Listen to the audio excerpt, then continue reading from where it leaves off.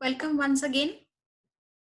This lecture is the continuation of what we learned in computable Turing machines. We learned how to compute addition of two numbers. We learned how a string can be copied and all those things. So today we will actually look at few more examples on computable Turing machines. So you look at this diagram. It's a very interesting example.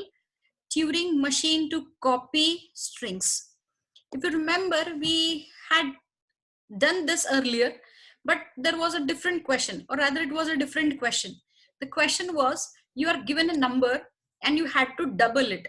So what we did earlier was, we had taken a number 3 and we doubled it. So we wanted it 6. So the next 3 blanks were converted into 3. So this had become 6. But today, this example, though called as copying machine, it's, if you read it carefully, it is copying string and not a number. You're not doubling a number. So if the user gives a string as A, B, B as an input. Now you are supposed to copy the string. See, remember, you're copying it. That means the original content and the copied content at the new location both will remain onto the tape, and we are not going to concatenate this list, but rather we will have this separate original string ABB onto the tape as well as the copied content also on the tape. So let's see how this is done. Let's start. I'll consider this string here. Let's take a small string A, B, B. And then we have all the blanks here, the successive blanks onto the tape. And let's check how this string is copied. Now the strategy is very simple. Start reading, keep this first blank as it is, move ahead, that is towards right. What do you read at the first? Now in this example, the string starts with A. So certainly you have to copy A. But imagine if the string starts with B. So you have to copy B or write B. So remember, whatever you read, either A or B, the corresponding symbol has to be written at the next location. So what did we read here? A. So keep on reading the symbols in between, irrespective of whether it is A or B. Reach this extreme right blank.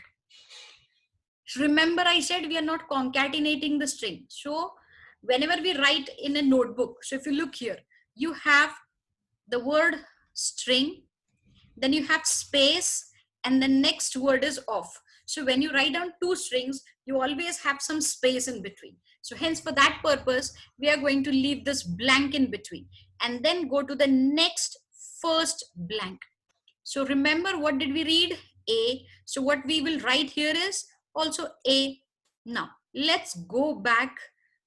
Now while going back, the problem is, how do you know that you have already finished reading this A? So there you need some provision to tag it to make you know that you have finished reading this A. So hence, if you look at this diagram, you can see something special here. While moving towards the right, this A was converted into an uppercase alphabet or a capital A. So now, did you get the strategy? What did we do? The first A that we read, this was the string. We have a blank here and the rest of the blanks here. Let's start over again. This was the first blank we had. Okay, just let me make a correction.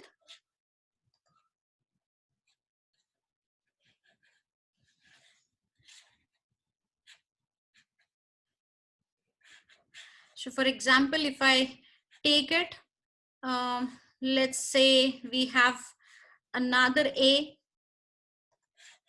Okay, let me correct it once again. Better. So you have A, B, B, a blank, and the successive blanks. So it's more clear now.